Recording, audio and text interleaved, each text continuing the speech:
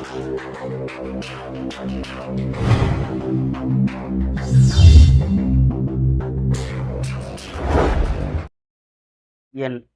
குலதெய்வமான கொழுந்தாளம்மனை போற்றி, பெரிய கருப்பணசாமியை போற்றி, அனைவருக்கும் எனது பணிவான வணக்கம். வணக்கம். இன்று என்ன பார்க்க போகிறோம் அப்படின்னா, இளம் வயதில் மனைவி இறப்பு. அதாவது இழப்பு அப்படின்னு போடலாம், இறப்பு அப்படின்னா அவங்க இறந்துட்டாங்க, சரி அப்படியே போடலாம் அப்படின்னு போட்டிருக்கோம். அது பார்க்கலாம். பொதுவாக ஒருவருடைய ஜாதகத்தில் இந்த மாதிரி கெட்ட நேரம், அந்த திசா பற்றி இந்த மாதிரி ஒரு கெடுதல் நேரம் வர்றப்போ அவர் துயரத்துக்கு ஆளாகணும், துன்பத்துக்கும் துயரத்துக்கும். அப்போ வயதிற்கு தகுந்தாற் போல அவருக்கு ஒரு கஷ்டத்தை கொடுக்கும், அப்படி எடுத்துக்கலாம். அப்போ நம்ம இந்த ஒரு ஜாதகம் போட்ட உடனே, இப்போ நம்ம ஒரு எடுத்துக்காட்டு ஒரு ஜாதகம் போடுவோம், அதே மாதிரி அமைப்பாக இருக்கும், இங்கே நடக்கலை அப்படின்னு வந்துடக்கூடாது. வயதிற்கு தகுந்தாற் போல. இப்போ குழந்தையாக இருந்தால் அதுக்கு என்ன மாதிரி தாயாரோ தகப்பனோ அது மனதை பாதிக்கக்கூடிய அளவுக்கு என்ன சம்பவிக்குமோ அது சம்பவிக்கும், சரிங்களா? அதே மாதிரி இப்போ நம்ம ஒரு எடுத்துக்காட்டு ஜாதகம் போடும்போது அதோடைய விளக்கங்கள் சொல்லும்போது வயதிற்கு தகுந்தாற் போல் அப்படி வரும். அப்போ திருமணம் அப்படின்னா அந்த பொண்ணு இறந்துருக்குல்ல, அப்போ அந்த பொண்ணோட ஜாதகத்தில் அப்படின்னா அந்த பொண்ணோட ஜாதகத்தில் பார்க்கும்போது லக்னாதிபதியும் கெட்டு 8ஆம் இடத்துக்கு அதிபதி கெட்ட நிலையில் இருந்து பாவரோடையெல்லாம் தொடர்பு கொண்டு சனியும் கெட்டு தசாபுத்தி நேரத்தில் ஒருவர் மரணம் அடைவார் அப்படிங்கிறது விதி. அது அந்த ஜாதகத்திலே வந்துடும். இவருக்கு கட்டினதுனால தான் அந்த பொண்ணு இறந்துச்சு அப்படின்லாம் சொல்லிடக்கூடாது. உடனே இந்த மாதிரி அமைப்பு உள்ளவங்க உடனே இவனுக்கு பொண்ணை கொடுத்தா நம்ம பொண்ணு செத்து போயிடும், இறந்துடும் அப்படின்னு பயப்பட வேணாம். ஏன்னா சில பேர் நிறைய ஜோதிட பாடங்கள் ஜோதிடம் ஏதோ ஒரு என்னை மாதிரி பார்க்குறாங்க, ஒரு அனுபவத்துக்கு அதை எழுதி வச்சு இந்த மாதிரி அமைப்பு இருக்கும்போது இந்த மாதிரிலாம் நடக்குது அப்படின்னு ஒரு எடுத்துக்காட்டு போடும்போது, இந்த ஜாதகம் இந்த மாதிரி அமைப்பு இருந்தால் அத்தனை பேர்த்துக்கும் அப்படித்தான், அப்போ அவனுக்கு பொண்ணு கொடுத்தா நம்ம பொண்ணு இறந்துடும், இவன் வாழ மாட்டேன் அப்படின்னு நினச்சிட வேண்டாம். அந்தந்த காலகட்டத்தில் அந்த தசாபுத்தி அமைப்பு அந்த கிரகங்கள் நிலையை பொறுத்து தான் எந்த ஒரு சம்பவங்களும் நடக்கும். அப்போ நமக்கு ஒரு எடுத்துக்காட்டு ஜாதகம் போட்டுக்கொண்டு ஒன்று விளக்குனா நல்லா இருக்குன்னு நினைக்கிறேன், பார்ப்போம். இப்போ நம்ம எடுத்துக்காட்டு ஜாதகம் போடுறது ஒரு ஆணுடைய ஜாதகம் தான் போட போகிறோம். இப்போ அந்த ஆண் பிறந்த தேதி 3ஆம் தேதி பிப்ரவரி மாதம் 1992 வருடம். 3/2/1992 அதிகாலை 5:25 நேரம் AM காலையில் மதுரை மாவட்டத்தில் பிறந்திருக்காங்க. திங்கட்கிழமை பிறந்திருக்காங்க. திருவோணம் நட்சத்திரம் 1ஆம் பாதத்தில் பிறந்திருக்காங்க. மகர ராசி. சரி, ராசி கட்டத்தை அப்படின்னு ஸ்க்ரீனில் போட்டு விளக்குவோம். மறுபடியும் சொல்கிறேன், இந்த அமைப்பு உள்ள ஒரு ஜாதகத்தை வச்சுக்கிட்டு நீங்கள் பயப்பட வேண்டாம். இது ஒரு உதாரணம்தான். இதே மாதிரி நிறைய அமைப்புகள் இருக்குது. ஒருவர் மனைவியை இறக்க வேண்டியதுக்கு நிறைய அமைப்புகள் இருக்குது. அதில் ஒன்று தான். இப்போ கோர்ட்டில் போய் பிரிகிறது, சண்டை சச்சரவாயிட்டு பிரிகிறது, மனைவி இறக்கிறது, இல்லை மனைவி அது வேறு மாதிரி இப்படி போய்கிட்டே இருக்கலாம். அதில் இது ஒரு அமைப்பு அப்படி எடுக்கலாம், சரிங்களா? இப்போ உடனே இந்த மாதிரி இருந்த அமைப்பெல்லாம் இப்படி ஆயிரும், அவனுக்கெல்லாம் பொண்ணு கொடுக்கக்கூடாது அப்படின்னு நினச்சிட வேண்டாம். அது இவருக்கு ஒரு விபத்து மாதிரி தான். மனைவி இழந்தவர்களுக்கு தான் தெரியும் அதில் எவ்வளோ கஷ்டம் இருக்குன்னு. அது இளம் வயதில் காதல் மனைவி இறந்துட்டா எவ்வளோ துன்பப்பட்டிருப்பார், துயரப்பட்டிருப்பார் அப்படின்னு அந்த இடத்துல இருந்து கொண்டு அனுபவிச்சா தான் தெரியும். அப்படி தான் சொல்ல முடியும். ஏன்னா இப்போ ரோட்டில் ஆக்சிடெண்ட் ஆகி கிடக்குறவங்க, இல்லை ஒருத்தனுக்கு காயம், இந்த ரத்த ஒழும்பு பார்க்கும்போது நம்ம நச்சு கூட்டிகிட்டு போயிடுவோம் அப்படின்னு. ஆனால் அதோடைய வேதனைகள் அனுபவிக்கிறவனுக்கு தான் தெரியும். ஏற்கனவே அனுபவத்தவனோட, அதாவது ஏற்கனவே இந்த கஷ்டங்கள்லாம் அனுபவிச்சனுக்கு தான் தெரியும் அவங்க எவ்வளோ வேதனையில் இருப்பாங்க, எவ்வளோ கஷ்டத்தில் இருப்பாங்கன்னு. ஏன் அது மறுபடியும் சொல்லிக்கிட்டே இருக்கேன் அப்படின்னா, பொதுவாக இந்த கண்ணதாசன் சொல்கிற மாதிரி இந்த மாதிரி பாட்டு எழுதுறதுக்கெலாம் நான் அவ்வளோ வேதனை எழுதினதுனால அனுபவிச்சதுனால தான் நான் இவ்வளோ பாட்டெலாம் எழுதுகிறேன், அது எந்த பாட்டாக இருந்தாலும் அப்படின்னு சில புஸ்தகத்தில் படித்தேன். அதே மாதிரி ஒரு ஜோதிடர்கள் பல கஷ்டத்தில் அனுபவித்து பார்த்தும் கேட்டும் அவருடைய சொந்த இதில் அனுபவித்து தான் இந்த மாதிரிலாம் பலன் எடுக்க முடியும். சரிங்களா? இப்போ பார்ப்போம். இந்த ஸ்க்ரீனில் வருது ராசி கட்டத்தை பாருங்கள். அவர் லக்னமாக வர்றது தனுசு லக்னம், ராசி மகர ராசி, லக்கணத்தில் வந்து சுக்கிரன் செவ்வாய் ராகு. வேறு என்னத்தன ஜோதிடம், அவ்வளோதான் முடிஞ்சு அப்படிங்கிறீங்களா? சுக்கிரன் ராகு கூட கெட்டு போயிட்டேன், ராகு செவ்வாய் கூட சேர்ந்துட்டேன், அப்படியே 7ஆம் இடத்துல கேது இருக்கேன், இது 7ஆம் பாவத்தோட தொடர்பு கொள்வது, என்னென்னத்தனி ஜோதிடம் சொல்கிற அப்படிங்கிறீங்களா? பார்ப்போம், நிறையா இருக்குது. அதனால் செவ்வாய் அந்த சுக்கிரன் யாருன்னு கேட்டிங்கன்னா இந்த லக்கணத்துக்கு 6ஆம் இடத்துக்கும் 11ஆம் இடத்துக்கும் அதிபதி, உபய லக்கணத்துக்கு மாரகாதிபதிங்குவாங்க, 11ஆம் இடத்துக்கு அதிபதி, மாரகாதிபதி கூட சேர்ந்த செவ்வாய் ராகு. சரிங்களா? அப்போ அப்படின்னு வந்து 7ஆம் பாவகத்தை தொடர்பு கொள்ளுகிறார். சுக்கிரன் 7ஆம் பாவத்தை பார்க்கலாமா, தொடர்பு கொள்ளலாம்னா அது ஒரு யோகம், தொடர்பு கொள்ளலாம். 2 பாவரோடையே சேர்ந்து தொடர்பு கொள்ளலாமா அப்படிங்கிறது கொஞ்சம் கேள்விக்குறிதான். சரி, பார்ப்போம். அதே மாதிரி அந்த செவ்வாய் 7ஆம் பார்வையாக கலச்சித்திரஸ்தானமான 7ஆம் பாவத்தையும் பார்க்கறது, சுக்கிரனும் 7ஆம் பாவத்தை பார்க்குறார், 8ஆம் பாவகத்தையும் இந்த செவ்வாய் 8ஆம் பார்வையாக பார்க்கிறார். அடுத்து 2ஆம் பாவத்தில் சூரியன், சந்திரன், சனி, புதன். அந்த இடத்துல சனியும் புதனும் அஸ்தங்கம் பெற்று உள்ளார்.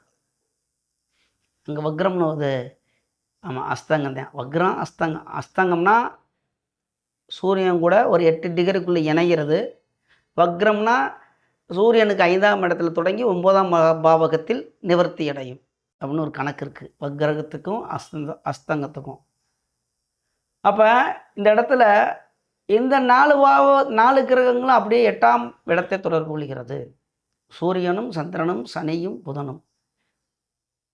சூரியன் அமாவாசை சந்திரன், ஒளி இழந்த சந்திரன், அப்போ அவரும் பாவர் லிஸ்டர் தான். அந்த இடத்துல நிற்கிறவன் அம்பிட்டு கிரகமே பாவர் தான்.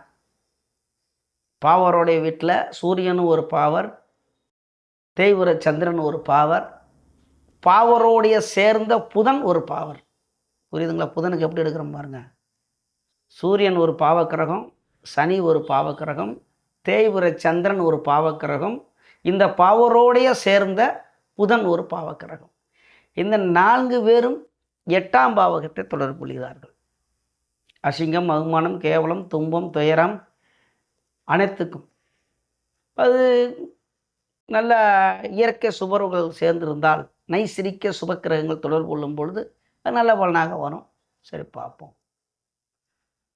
அப்படியே 7ஆம் பாவகத்தில் கேது, 9இல் குரு, அது ஒன்று தான் நன்மை. அதுலேயும் வக்ரம் பெற்று உள்ளார் குரு.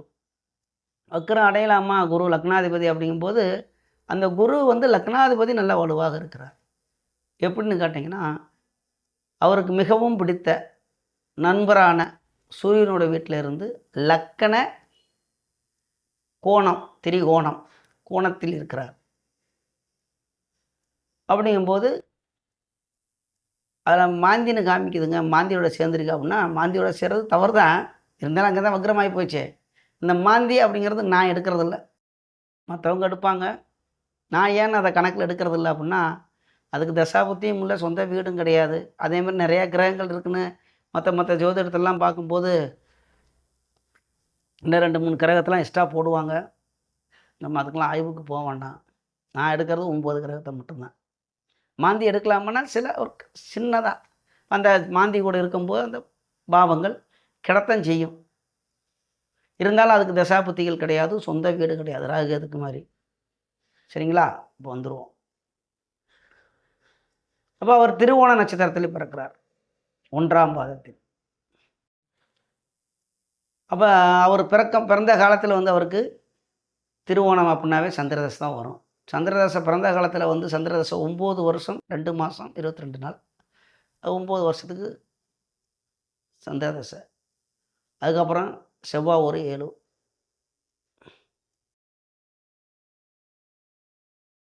9 7 16. 16 வயசுக்கு மேலே அவருக்கு வந்து ராகு தசை வருது. 16 வயசுலேருந்து அவருக்கு ராகு தசை தொடங்குறது 2008 முதல். இந்த ராகு தசையே தானே இவருக்கு கெடுக்கவும் செய்யுது, கொடுக்கவும் செய்யுது. திருமணங்கிறது ராகு தானே. விருப்பப்பட்டு திருமணம். வேற பொண்ணு தான், அந்நிய பொண்ணு தான், சொந்தம்லாம் கிடையாது. உங்களுக்கே தெரியும் ராகுனா அந்நிய பொண்ணு தானே. என்னையத்தை போய் சொல்லிக்கிட்டு அப்படிங்கிறீங்களா? இருக்கும்.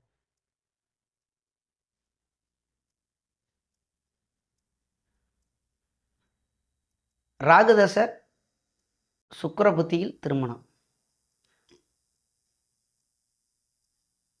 2019 லாஸ்ட். 2020 கூட வைங்க. 2020லேருந்து 2022க்குள்ளே அந்த ராகு தசை சுக்கிர புத்தியில் திருமணம். 2022ல் ராகு தசை சந்திர புத்தியில் மனைவி இறக்குறாங்க.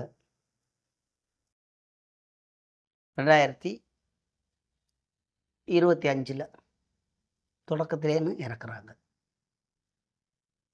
அப்போ ஏன் அப்படின்னு பார்க்கும்போது அவர் பார்த்துக்குங்க, லக்னாதிபதி வலுவாக இருக்கிறார், ராசிக்கு அதிபதியும் வலுவாக இருக்கிறார். லக்னாதிபதி எப்படியா வலுவாக இருக்காருன்னா 9ஆம் இடத்துல இருந்து கொண்டு வக்ரம் பெற்றாலும் அந்த இடத்துல குரு வலுவாக தான் இருக்கிறார். நண்பருடைய வீட்டில், சூரியனுடைய வீட்டில் சிம்மத்தில் குரு வலுவாக இருக்கிறார், வலுப்பெற்றிருக்கிறார். எந்த ஒரு பாவருடைய தொடர்பும் கிடையாது. தனித்த குரு ஜம்மன் இருக்கார். இந்த இடத்துல கலச்சித்திர பாவகம் அப்படின்னு சொல்லக்கூடிய பாவகம் 7ஆம் பாவகம். திருமணத்துக்கு அப்புறமா அந்த 8ஆம் பாவகத்தை வந்து ஆயுள் பாவகம்னு எடுத்துக்கலாம். வெளியூர், வெளிநாடு, திடீர் அதிர்ஷ்டம், செயல் வாழ்க்கை, போலீஸ் ஸ்டேஷன், விபத்தினால் வரக்கூடிய பணங்கள் இப்படிலாம் எடுத்துக்கலாம். அதில் அப்படிங்கும்போது 7ஆம் பாவகத்துக்கு அதிபதியான புதன், ஏற்கனவே சொல்லிட்டேன் முதல்லேன்னு, பாவரோடைய சேர்ந்த புதன். இப்போ பாவரோடைய சேர்ந்துட்டார் புதன். கெட்டு போய்விட்டார். அந்த பாவகத்துக்கு 8ஆம் பாவகத்தில் இருக்கிறார் புதன்.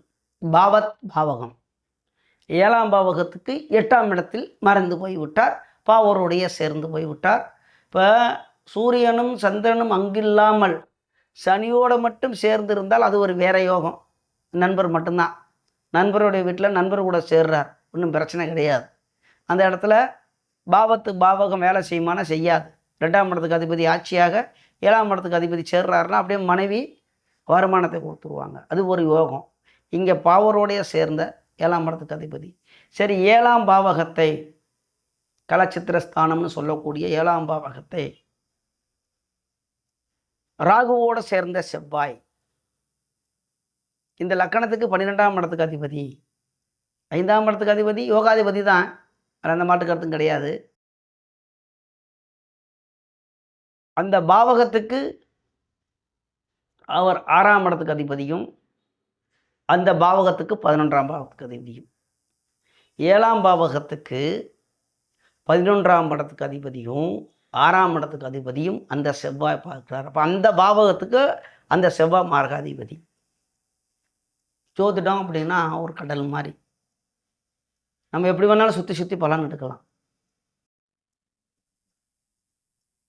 அப்போ அந்த பாவத்துக்கு பாவகம் மறைவு ஸ்தானத்தில் இருந்து கொண்டு அந்த செவ்வாய் 7ஆம் பாவகத்தையும் 7ஆம் பார்வையாக 8ஆம் பாவகத்தை 8ஆம் பார்வையாக பார்க்கிறார். இந்த 2ஆம் பாவத்தில் இருக்கக்கூடிய அத்தனை பாவக்கிரகங்களும், இந்த இடத்துல அத்தனை பாவக்கிரகங்கள் தான் நான் சொல்லுவேன். ஒன்று கூட நைசரிக்க சுபர் கிடையாது, சுபக்கிரகங்கள் கிடையாது, நல்லவர்கள் கிடையாது. அம்புட்டு பயலும் பாவப்பட்ட பயன். அவர்கள் அப்படியே 8ஆம் பாவகத்தை பார்க்கிறார்கள். அப்போ திருமணத்துக்கு உள்ளது அம்புட்டு பாவமும் கெட்டு போய்விட்டது. ஆனால் இவரும் நல்லா இருக்கார், கஷ்டத்தை அனுபவிச்சு கொண்டிருக்கிறார். நல்லா இருக்கிறாரா அப்படின்னா இளம் வயதில் வந்து விருப்பப்பட்டு கட்டி ஒரு மனைவியை இழந்தவங்களுக்கு தான் தெரியும். இவர் கஷ்டத்தை அனுபவிச்சு கொண்டு இருக்கிறார். இந்த ராகு கொடுக்குமா கெடுக்குமா அப்படின்னு எடுக்கிறது பெரிய விஷயம் இருக்குது. வீடு கொடுத்தவன் எந்த நிலையில் இருக்கிறார், அவர்கள் கூட யாரெல்லாம் இருக்கிறாங்க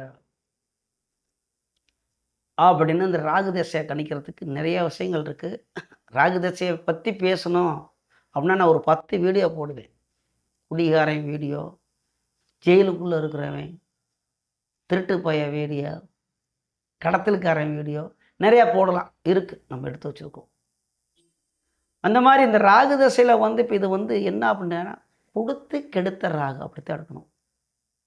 சுக்கிரன் சேர்ந்த குருவால் பார்க்கப்பட்ட ராகு அந்த தசா புத்தி காலத்தில், இந்த தசையிலிருந்து புத்தி காலத்தில் கொடுக்க செய்தார்.